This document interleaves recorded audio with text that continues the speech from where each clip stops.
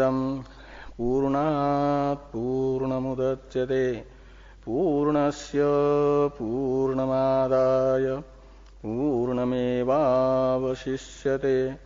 ओम शांति शांति शांति।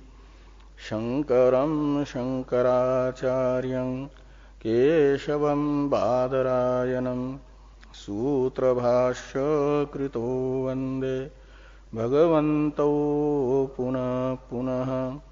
ईश्वरो गुरुरात्मेति मूर्तिभेद विभागिने व्योमवद्व्याप्तदेहाय दक्षिणामूर्तये नमः। ओम शांति शांति शांति। ब्रह्म सूत्र के द्वितीय अध्याय के प्रथम पाद के 6वें अधिकरण का विचार हम लोग कर रहे हैं। इस अधिकरण में 7 सूत्र हैं। उनमें से 4 सूत्रों के व्याख्यान रूप भाष्य पर विचार हो गया है और 5वें सूत्र के व्याख्यान रूप भाष्य का विचार हम लोग कर रहे हैं। 5वां सूत्र है युक्तेः शब्दांतराच्च। इससे ये बताया जा रहा है कि युक्ति से भी कार्य का अपने उत्पत्ति से पहले अस्तित्व और कारण के साथ अनन्यत्व सिद्ध होता है। और सदैव सौम्य इदमग्र आसीत् एकमेवा द्वितीयम् इत्यादि शब्दांतर से भी कार्य का अपने उत्पत्ति से पहले अस्तित्व और कारण से अनन्यत्व सिद्ध होता है। सूत्रस्थ युक्ति का वर्णन करते हुए भाष्यकार भगवान ने बताया कि दध्यादि कार्यार्थी की जो नियत दुग्धादि कारण के उपादान में प्रवृत्ति है, वह ये बता रही है कि दध्यादि रूप कार्य अपने दूधादि रूप कारण में पहले से ही विद्यमान है और वो उस समय अपने कारण के रूप से ही है। और जो असत कार्यवादी वैशेषिक है, जो कार्य का कारण के साथ अनन्यत्व नहीं अपितु अन्यत्व ही मानते हैं, भेद ही मानते हैं और उत्पत्ति से पहले असत्व मानते हैं, उनके मत में आने वाले जो दोष हैं उन दोषों का वर्णन भाष्यकार भगवान कर रहे हैं। तो भाष्य में ये बताया जा रहा है जो असत कार्यवादी कार्य को असत मानना चाहते हैं। सिद्धांत में तो कार्य है अनिर्वचनीय, कार्य है जगत, वो अनिर्वचनीय है यानी मिथ्या है। और जगत का कारण जो ब्रह्म है वह सत्य है और जगत का अपने कारणभूत ब्रह्म के रूप से ही तीनों कालों में अस्तित्व है। कारणात्मना कार्य सत है, कार्यात्मना कार्य मिथ्या है। ये वेदांत का सिद्धांत है। तो कार्यात्मना कार्य अनिर्वचनीय है, इस अर्थ को भाष्यकार भगवान बता रहे हैं 388 नंबर पृष्ठ के दूसरी पंक्ति में, जो कथंच कार्यम अवयवी द्रव्यम कारणेषु अवयव द्रव्येषु वर्तमानम वर्तते। यहां से प्रारंभ करके भाष्यकार भगवान ने कार्य के अनिर्वचनीयत्व को बताया 389 नंबर पृष्ठ के वहां तक के ग्रंथ से। कहां तक के ग्रंथ से कि नच एवं दृश्यते, यहां तक के ग्रंथ तक कार्य के अनिर्वचनीयत्व को बताने वाला ये ग्रंथ था। इसमें ये चर्चा हुई कि कार्य जो वैशेषिकों के अनुसार अवयवी द्रव्य है, घट, पट, और कारण है तंतु, कपाल, ये सब। तो पट रूपी अवयवी द्रव्य अपने कारण रूप अवयव द्रव्य में रहेगा, यानी पट तंतुओं में रहेगा। तो कैसे रहेगा? क्या समस्त तंतुओं में रहेगा? जितने तंतुओं से पट बना है उन सब में युगपत रहेगा, या एक एक अवयव में रहेगा? और सब अवयव में रहेगा तो यदि समस्त अवयव में रहता है, जैसे बहुत्व संख्या एक है और वो रहती है अपने आश्रयभूत अनेक संख्या में, तो उस बहुत्व संख्या का ग्रहण करने के लिए आवश्यक होता है उसके आश्रयभूत सभी संख्याओं का ग्रहण। जब तक आश्रय का, समस्त आश्रय का ग्रहण नहीं होगा तब तक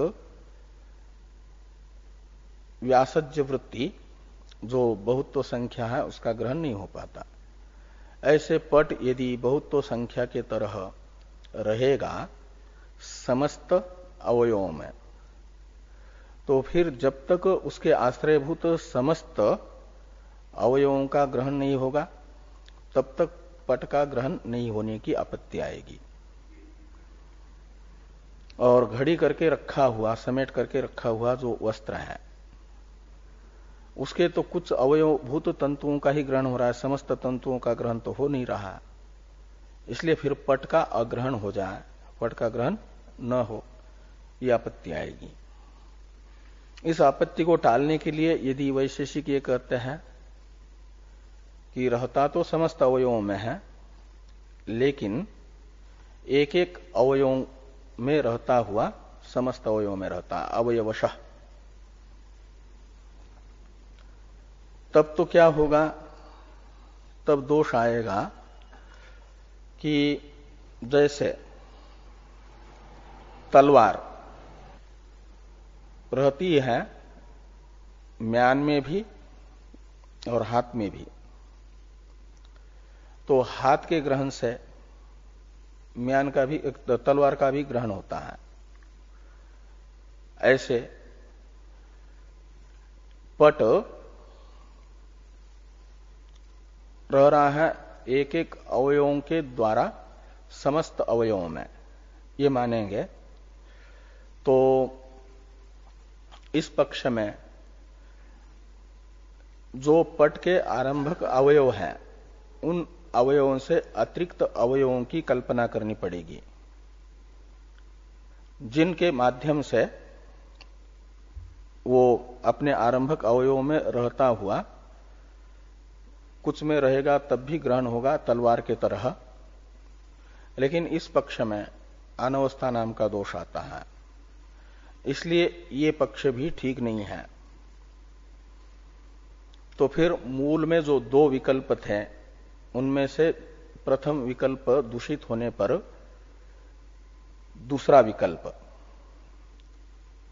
यदि वैशेषिक स्वीकार करते हैं, दूसरा विकल्प है कि वह एक एक अवयव में रहेगा। तो इस पक्ष में ये दोष आता है कि फिर ये मानना पड़ेगा कि एक एक अवयव में मात्र रहता है, तो जितने तंतुओं से पट का निर्माण हुआ उनमें से एक में रहेगा तो बाकी में पट का अभाव मानना पड़ेगा। जैसे देवदत्त नाम का व्यक्ति यदि हरिद्वार में है तो बद्रीनाथ में नहीं है, बाकी स्थान पर उसका अभाव है, जैसे ये मानते हैं ना। ऐसे पट रूपी अवयवी अपने आरंभक तंतुओं में से एक तंतु में रहता है, बाकी में नहीं रहता है, ये मानने की आपत्ति आएगी। बाकी तंतुओं में पट का अभाव, लेकिन ऐसा ये मानते नहीं है वैशेषिक। ये दोष आया। और यदि युगपत सभी आरंभक तंतुओं में रहता है ये मानेंगे तो फिर पट में अनेकत्व की आपत्ति। ये देखा जा रहा है कि एक अवयवी रूप जो देवदत्त है वह युगपत अनेक स्थान पर रहता हुआ नहीं देखा गया। यदि अनेक स्थान पर रह रहे तो अनेक व्यक्ति है।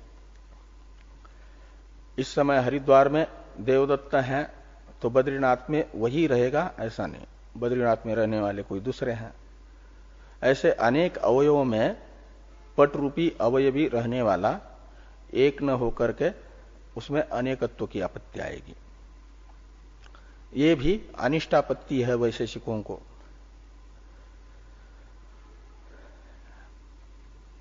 अब इस पक्ष में वैशेषिकों ने यह शंका की कि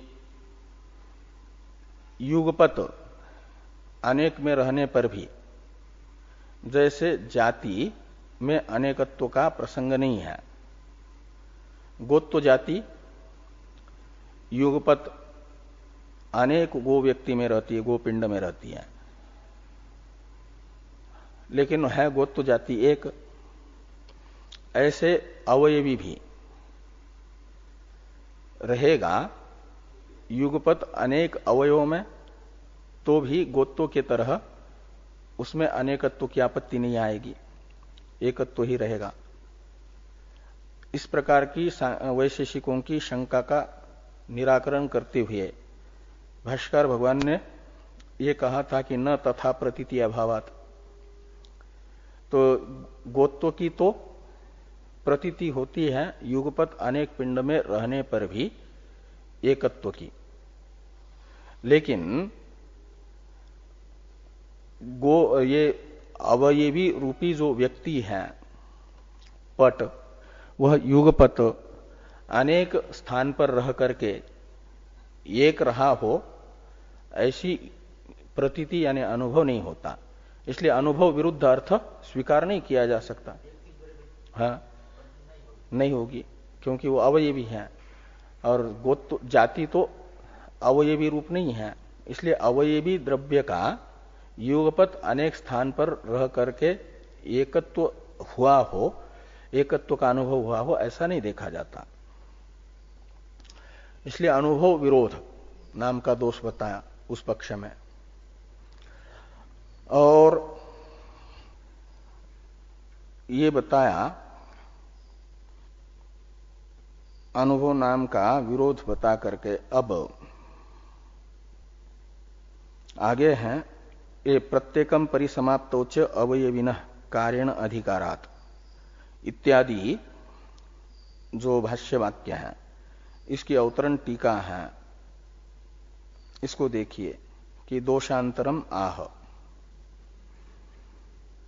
ये दोषांतरम आह से ये प्रत्येक परिसमाप्तोच अवयविनः इत्यादि से लिख रहे हैं। दूसरा दोष बता रहे भाष्कर भगवान। प्रथम एक दोष तो आया कब कि अवयवी को प्रत्येक अवयव में विद्यमान मानेंगे, तो इस पक्ष में एक अवयव में रहेगा अवयवी तो दूसरे अन्य अवयव में अभाव की आपत्ति, और युगपत अनेक अवयव में मानेंगे तो अनेकत्व की आपत्ति, और युगपत अनेक में रहने पर भी गोत्व के तरह एकत्व की शंका करेंगे तो अनुभव विरोध, ये दोष बताया। इन दोषों से भिन्न दोषांतर बताया जा रहा है। अनुभव विरोध नाम का जो दोष है, इस दोष से भिन्न दोष वो है दोषांतर। अवयवी को यानी पट को यदि कोई भी अवयवी व्यक्ति है, अवयवी द्रव्य कार्य, उसे यदि युगपत अनेक अवयवों में विद्यमान मानेंगे और एक है मानेंगे, तो उस पक्ष में जो अनुभव विरोध नाम का दोष बताया था उससे भिन्न दोषांतर भाष्यकार भगवान प्रत्येक परिसमाप्तो इत्यादि से बता रहे हैं। वो कहते हैं टीका में टीकाकार की दोषांतरम आह, अब भाष्य में देखिए, प्रत्येक परिसमाप्तौच अवयविनः कार्येण अधिकारात् तस्य च एकत्वात् श्रृंगेणापि स्तन कार्यम कुर्यात् उरसाच पृष्ठ कार्यम न च एवं दृश्यते। तो ये कह रहे हैं कि प्रत्येक परिसमाप्तौच अवयविनः, ये जो जैसे गोत्व जाति प्रत्येक गोपिंड में रहती है और वहां पर प्रत्यक्ष होती है, एक गोपिंड को देखते हैं तब ये नहीं होता कि गोत्व जाति का एक अंश गृहीत हो रहा है, संपूर्ण गोत्व जाति का ग्रहण एक एक गोपिंड में हो रहा है, क्योंकि वहां वो अवयवी नहीं है ना, उसका कोई अंश नहीं है, निरंश है। कौन? गोत्व जाति। ऐसे गोत्व जाति के तरह यदि अवयवी द्रव्य को प्रत्येक अवयव में परिसमाप्त मानेंगे, परिसमाप्त मानेंगे का मतलब पूर्ण रूपे न रहने वाला मानेंगे, जो अवयवी द्रव्य का एक पूर्ण रूप है उस पूर्ण रूप से ही प्रत्येक अवयव में विद्यमान मानेंगे यदि अवयवी को, तो क्या होगा?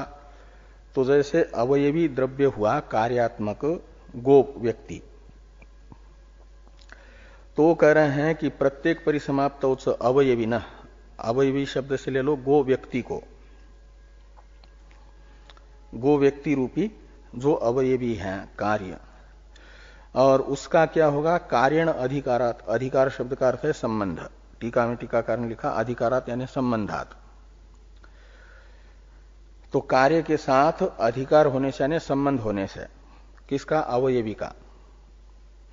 और कार्य शब्द से लीजिए आपका ये जो गो व्यक्ति का कार्य है, गो रूपी जो कार्य द्रव्य, उसका कार्य है दुग्धदान आदि, दुग्धदान गो, और ये जो गोबर करना आदि ये सब कार्य है, ये कार्य उसके एक एक अवयवों के द्वारा भी व्यक्ति का जो कार्य है वो संपन्न होने की आपत्ति आएगी। वो कह रहे हैं कि अवयविनः कार्येण अधिकारात् तस्य च एकत्वात्, तस्य यानी कार्यस्य, ये जो कार्य है अवयवी वह एक होने से और गो पिंड रूपी कार्य एक होने से उसका गो पिंड रूपी अवयवी रूप कार्य का यदि प्रत्येक अवयव में अस्तित्व मानेंगे, तो पूर्ण रूपेण अस्तित्व मानेंगे, तो श्रृंगेणापि स्तन कार्यम कुर्यात्, तो सिंह से, सिंह रूपी अवयव में भी गो पिंड रूपी जो व्यक्ति है उसको पूर्ण रूप से विद्यमान मानना पड़ेगा। जैसे प्रत्येक घट में घटत्व जाति पूर्ण रूपेण परिसमाप्त है, ऐसे सिंह में भी पूर्ण गो व्यक्ति है यदि, और स्तन में भी गो व्यक्ति पूर्ण है, तो स्तन का कार्य जो दुग्धदान है वह सिंह से भी निकले।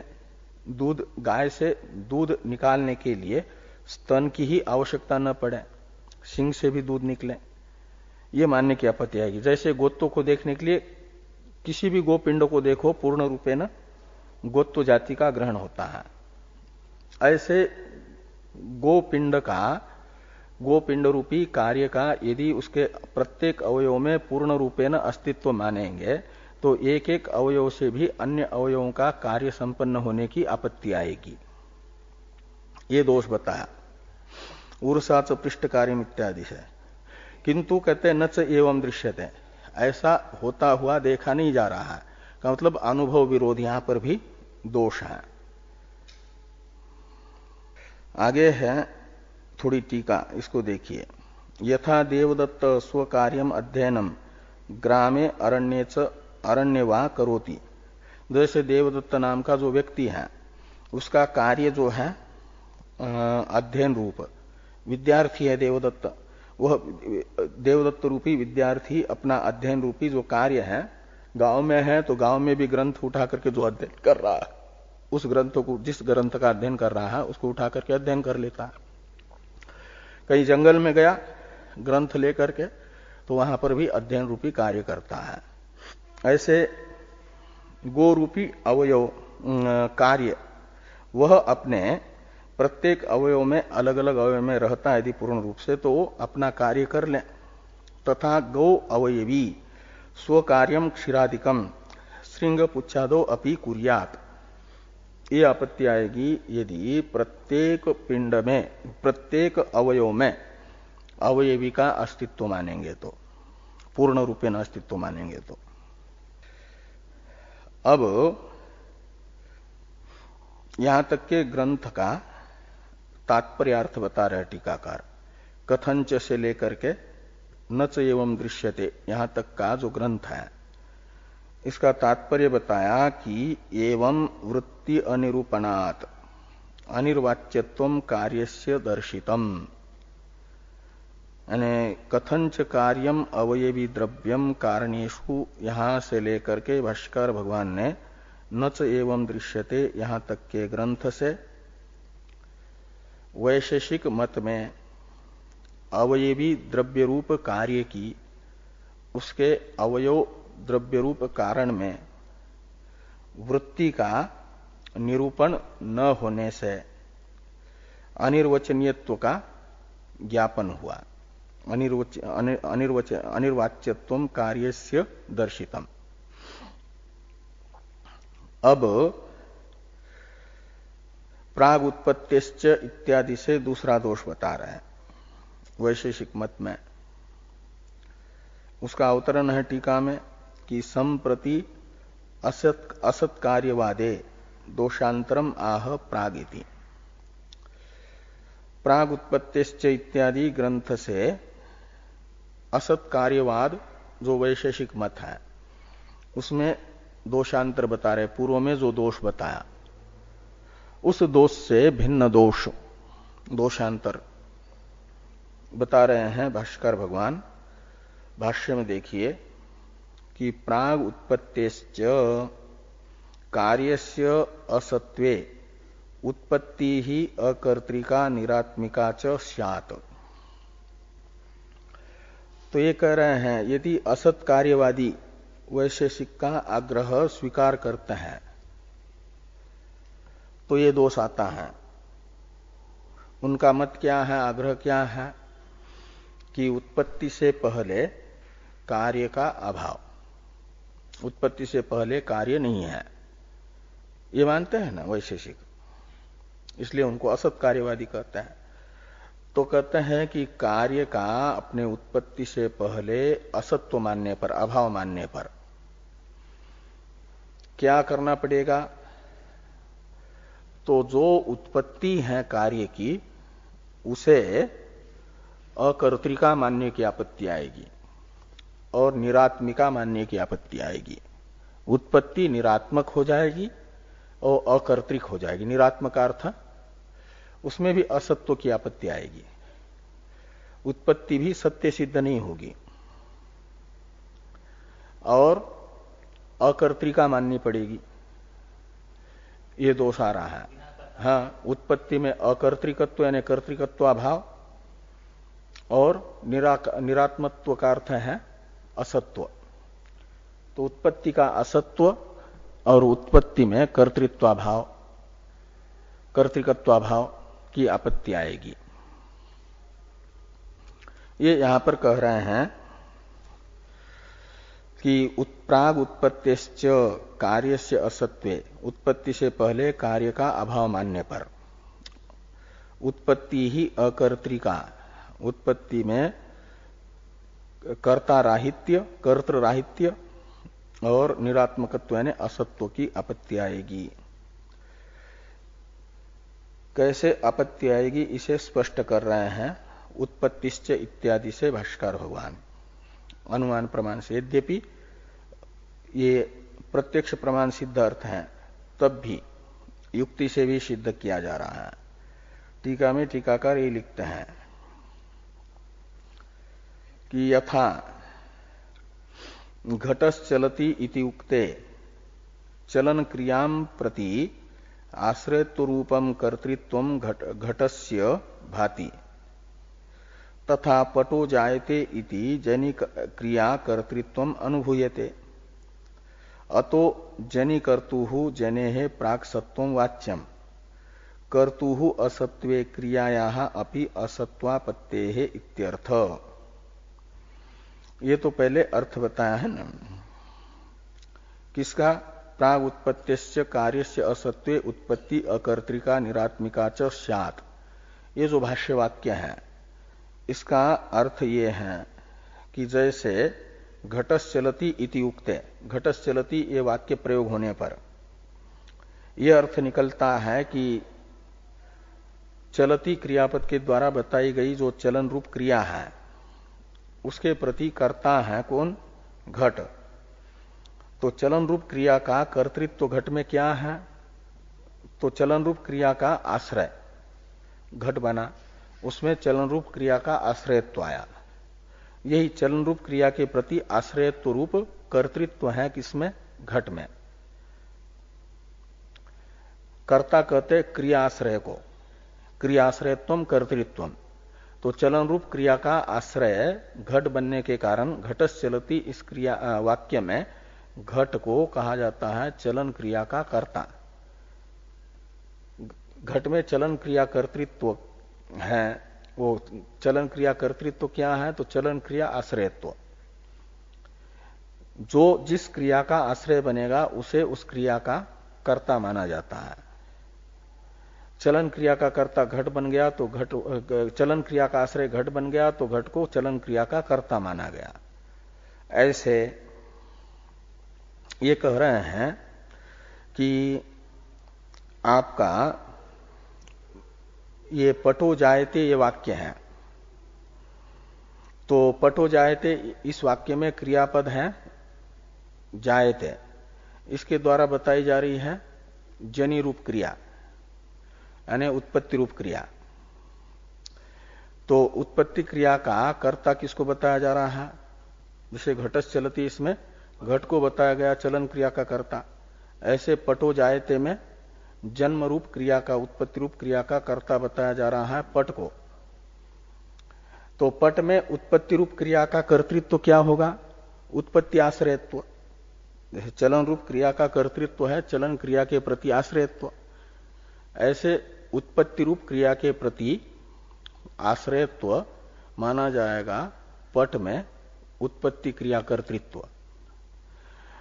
और आश्रय जो बनेगा, उत्पत्ति रूप क्रिया का जो आश्रय बनेगा वह भावात्मक होना चाहिए कि अभावात्मक? यदि उत्पत्ति रूप क्रिया से पहले पट का अभाव है, पट असत है, तो असत पट उत्पत्ति रूप क्रिया का आश्रय कैसे बनेगा, यानी कर्ता कैसे बनेगा? जैसे विद्यमान घट चलन क्रिया का आश्रय बनकर के चलन क्रिया का कर्ता बना, ऐसे विद्यमान पट ही, और वो भी उत्पत्ति रूप क्रिया से पहले विद्यमान होना चाहिए, तब तो उत्पत्ति रूप क्रिया का आश्रय रूप कर्ता बन पाएगा, अन्यथा उत्पत्ति रूप क्रिया का आश्रयत्व नहीं आ पाएगा इसमें। ये कह रहे हैं कि तथा पटो जायते इति जनि क्रिया कर्तृत्वम अनुभूयते। ये अनुभव में आ रहा है कि पट उत्पत्ति रूप क्रिया का कर्ता है। अतो जनि कर्तुहु जने प्राक सत्वम वाच्यम। ये जो अनुभव में आने वाली उत्पत्ति रूप क्रिया है और उसका कर्ता यानी आश्रय पट है, यह अनुभव में आ रहा है। इस अनुभव के अन्यथा अनुपपत्ति से मानना पड़ेगा कि जनि रूप क्रिया यानी उत्पत्ति रूप क्रिया का जो कर्ता है वह जनि यानी उत्पत्ति रूप क्रिया के पहले विद्यमान है।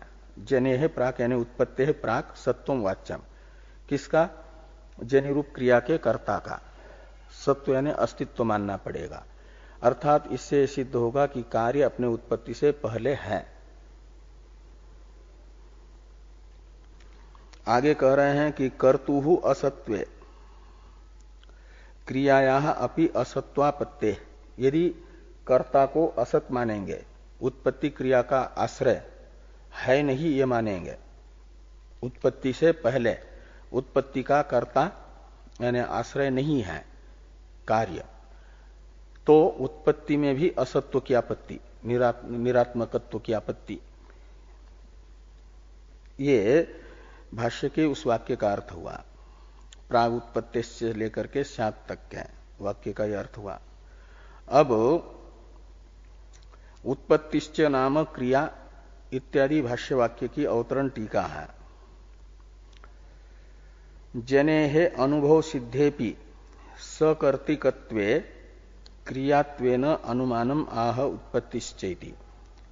कहते जनेहे सकर्तृकत्वे अनुभव सिद्धेपि, जनि यानी उत्पत्ति, उत्पत्ति का सकर्तृकत्व अनुभव सिद्ध होने पर भी, उत्पत्ति में सकर्तृकत्व का निश्चायक अनुमान प्रमाण उत्पत्तिश्च इत्यादि से भाष्यकार भगवान बताते हैं।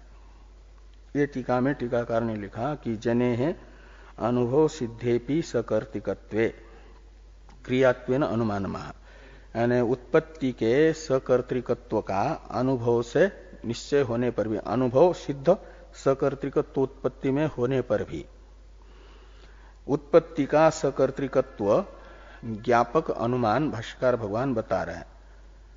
और अनुमान में लिंग बता रहे हैं क्रियात्व को, लिंग कहते हैं हेतु को, यानी क्रियात्व रूप हेतु से उत्पत्ति क्रिया में सकर्तृकत्व का अनुमान कर रहे हैं। भाष्य में देखिए, उत्पत्तिश्च नाम क्रिया और सा सकर्तृकैव भवितुम अर्हति गत्यादिवत। उत्पत्ति क्या है तो कहते हैं उत्पत्ति है क्रिया और सा सकर्तृका एव भवितुम अर्हति। उत्पत्ति है क्रिया और वह सकर्तृक होती है, यानी उसका कोई ना कोई कर्ता होता है। क्रिया अकर्तृका नहीं होती है, क्रिया हो और उसका कोई कर्ता न हो ऐसा संभव नहीं है। जैसे गत्यादि क्रियाएं हैं तो उनका कर्ता देवदत्तादि होते हैं। आगे ये कह रहे हैं कि क्रियाच नाम स्यात् अकर्तृकाच इति विप्रतिषिद्धेत। जो क्रिया हो लेकिन कोई कर्ता न हो तो ये तो विप्रतिषेध यानी विरोध है। इसलिए जो क्रिया है यदि तो निश्चित उसका कोई ना कोई कर्ता होगा। ऐसे उत्पत्ति भी क्रिया है तो उसका भी कोई ना कोई कर्ता जरूर होना चाहिए। तो घटस्य च उत्पत्ति उच्यमाना न घटकर्तृका। अब घटस्य च इत्यादि का अवतरण है टीका में। तो ये कह रहे हैं कि घटो उत्पद्यते, ये कहेंगे तो यहां पर मानना पड़ेगा कि उत्पत्ति रूप क्रिया का कर्ता घट उत्पत्ति से पहले विद्यमान है। अब पूर्व पक्षी ये कह रहे हैं कि घट तो अपने उत्पत्ति से पहले असत है और उत्पत्ति नाम की जो क्रिया है उसका कर्ता है वो घट नहीं, वो तो अपने उत्पत्ति से पहले असत है, कुलालादि है। घट उत्पत्ति का कर्तृत्व कुलालादि में है। इस प्रकार की शंका पूर्व पक्ष के द्वारा की जा रही है। घटस्य च उत्पत्ति उच्यमाना इत्यादि से इसका अवतरण है टीका में कि असतो घटस्य उत्पत्तो कर्तृत्वा संभवेपि कुलालादेहे सत्वात् कर्तृत्वम इति आशंक्य आह घटस्य चैति। तो कहते असतो घटस्य उत्पत्तो कर्तृत्वा संभवेपि। असतो घटस्य यानी असत जो घट है उसमें कहते उत्पत्तो, असत घट की उत्पत्ति मानने पर यानी कार्य के घट के उत्पत्ति से पहले घट असत है और वह उत्पन्न हो रहा है। तो असतः घटस्य उत्पत्तौ यानी अविद्यमान घट की उत्पत्ति में कर्तृत्वा संभवेपि, तो असत घट में उत्पत्ति का कर्तृत्व संभव नहीं है। तो असतो घटस्य उत्पत्तो कर्तृत्वा संभवेपि, वो कर्तृत्व उसमें संभव न होने पर भी क्या होगा, तो कहते कुलालादेहे सत्वात, तो कुलालादि तो विद्यमान है, उनमें उत्पत्ति का कर्तृत्व है। असत घट में तो उत्पत्ति कर्तृत्व संभव नहीं है, यानी उत्पत्ति आश्रयत्व रूप उत्पत्ति का कर्तृत्व संभव नहीं है, किंतु घट के उत्पत्ति से पहले विद्यमान जो कुलाल आदि उनमें विद्यमानत्व होने से कर्तृत्व है। किसमें? उत्पत्ति के प्रति, यानी उत्पत्ति के प्रति कर्ता, घट के उत्पत्ति के प्रति कर्ता कुलाल आदि को माना जाएगा। ऐसा यदि पूर्व पक्षी कहते हैं वैशेषिक, तो उनकी इस शंका का निराकरण करते हुए भाष्यकार भगवान कह रहे हैं कि घटस्य च उत्पत्ति उच्यमाना न घट कर्तृका किम तरहि अन्य कर्तृका इति कल्प्यास्यात्। तो घटस्य च उत्पत्ति उच्यमाना न घट कर्तृका, घटो उत्पद्यते, इस वाक्य में जो घट की उत्पत्ति बताई जा रही है वह घटाश्रित नहीं है, उसका कर्ता आश्रय रूप कर्ता घट नहीं है। अभी तो फिर सिद्धांति पूछेंगे पूर्व पक्षी को, ये पूर्व पक्षी ने कहा कि घट की उत्पत्ति जो बताई जा रही है घट उत्पद्यते इस वाक्य के द्वारा, उसका कर्ता यानी आश्रय घट नहीं अपितु अन्य है। तो अन्य कौन है? किम तरही, इससे सिद्धांति ने पूछा कि घट की उत्पत्ति का कर्ता घट नहीं है तो कौन है? तो पूर्व पक्षी कहते हैं अन्य कर्तृका, वो उत्पत्ति अन्य कर्तृका, अन्य आश्रित है। तो अन्य इति कल्प्यास्यात्, इस प्रकार की कल्पना करनी पड़ेगी फिर पूर्व पक्षी को। और यदि ये कल्पना करते हैं पूर्व पक्षी, तब ये कहना पड़ेगा कि तथा कपालादि नाम अपि उत्पत्ति उच्यमाना अन्य कर्तृका एव कल्पेत। इसका अवतरण है टीका में तथा इत्यादि का, यानी ये दोष आया। यदि घट की उत्पत्ति का कर्ता घट को नहीं मानेंगे असत होने से, तो मानना पड़ेगा कि घट की उत्पत्ति घट कर्तृक नहीं अन्य कर्तृक है, ऐसी कल्पना करनी पड़ेगी। अन्य कौन? कुलालादि, कुलालादि कर्तृक है ऐसा मानेंगे, तो फिर कुलालादि के उत्पत्ति का कर्ता कौन होगा? कुलाल है, कपाल है, घट के कारण का कर्ता, तो मानना पड़ेगा उनका भी कर्ता। इनके उत्पत्ति के पहले तो वे तो स्वयं नहीं रहेंगे ना, उनके जो कर्ता है कारण, उनमें मानना पड़ेगा कर्तृत्व इनकी उत्पत्ति का। तो ऐसे पूर्व करते जाना पड़ेगा, ये दोष बता रहे हैं। इसका अवतरण है टीका में तथा इत्यादि वाक्य का कि घटोत्पत्तिवत असत कपालादि उत्पत्ति इति अतिदिशति तथा इति, कि तथा कपालादि नाम अपि उत्पत्ति उच्यमाना अन्य कर्तृका एव कल्पेत। तो जैसे घट की उत्पत्ति अन्य कुलालादि कर्तृक मानी गई, ऐसे असत कपालादि की उत्पत्ति भी, कपाल भी तो कार्य है, घट के अवयवभूत कपालादि भी कार्य है, द्वेनुक पर्यंत सब कार्य है वैशेषिकों के अनुसार। तो कपालादि की उत्पत्ति भी जो बताई जा रही है उसे मानना पड़ेगा कपालादि कर्तृक नहीं अपितु अन्य कर्तृक है, ऐसी कल्पना करनी पड़ेगी। तथा च सति घट उत्पद्यते इति उक्ते कुलालादीनि कारणानि उत्पद्यन्ते इति उक्तं स्यात्, ये दोष आएगा। ये तथा च इत्यादि का अवतरण है टीका में कि शंकाम अनुद्य दोषम आह तथा चेति। तो पूर्व पक्ष की शंका का अनुवाद करके इस मत में जो दोष आ रहे हैं वैशेषिकों के इस मत में, उसे भाष्यकार भगवान तथा च इस वाक्य से बताते हैं कि तथा च सती, इतने से तो हुआ अनुवाद पूर्व पक्ष की शंका का। घट उत्पद्यते इति उक्ते, जब ये कहा जाएगा कि घट उत्पन्न हो रहा है तो अर्थ समझना पड़ेगा क्या कि कपालादि नाम उत्पत्ति उच्चमा क्या नाम कुलालादीनी कारणानि उत्पद्यन्ते इति उक्तम स्यात्, क्योंकि उत्पत्ति का आश्रय रूप कर्ता तो कुलालादि को माना गया, घट की उत्पत्ति का कर्ता कुलालादि है।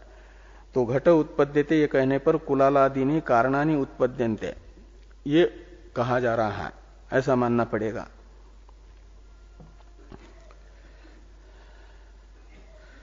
तो न च लोके घटोत्पत्ति इति उक्ते कुलालादीनाम अपि उत्पद्यमानता प्रतीयते उत्पन्नता प्रतीतेश्च।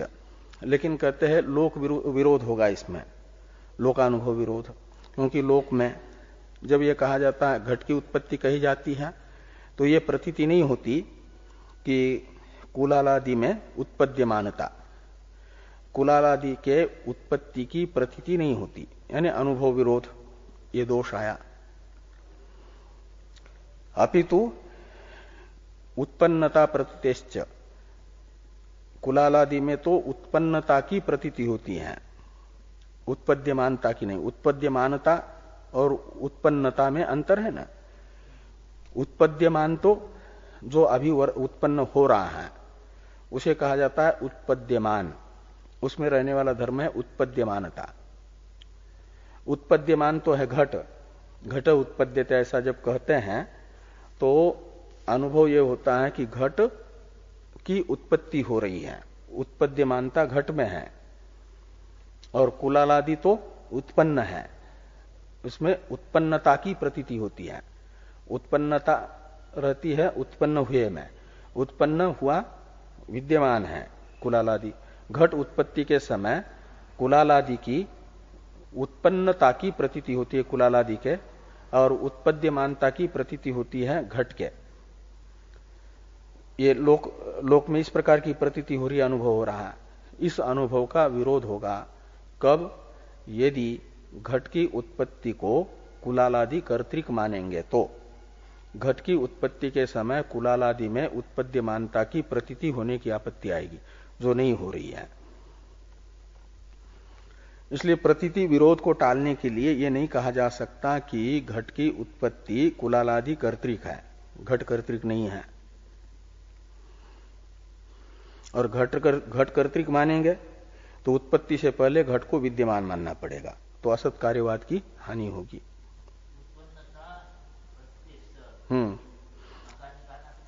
नहीं, उत्पन्नता प्रतीतेश्च, आकार नहीं निकालना। उत्पन्नता की प्रतीति, षष्ठी तत्पुरुष समास है। उत्पन्नतायाः प्रतीति, उत्पन्नता प्रतीति। कुलालादि के उत्पन्नता की प्रतीति होती है। घट के उत्पत्ति के समय कुलालादि के उत्पद्यमानता की प्रतीति न होकर के उत्पन्नता की प्रतीति होती है।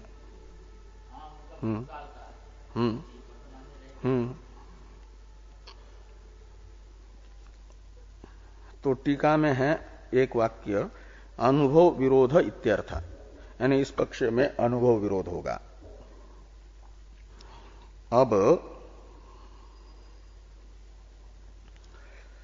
अथ इत्यादि की अवतरण टीका है।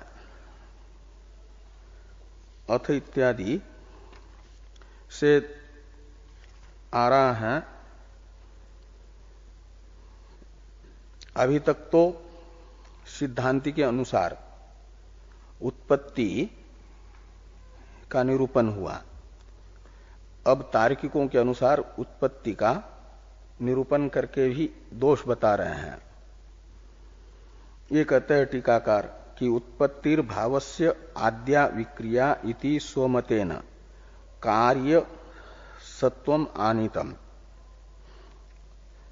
यानी उत्पत्ति जो है भावात्मक पदार्थ की प्रथम विक्रिया है, विकार है।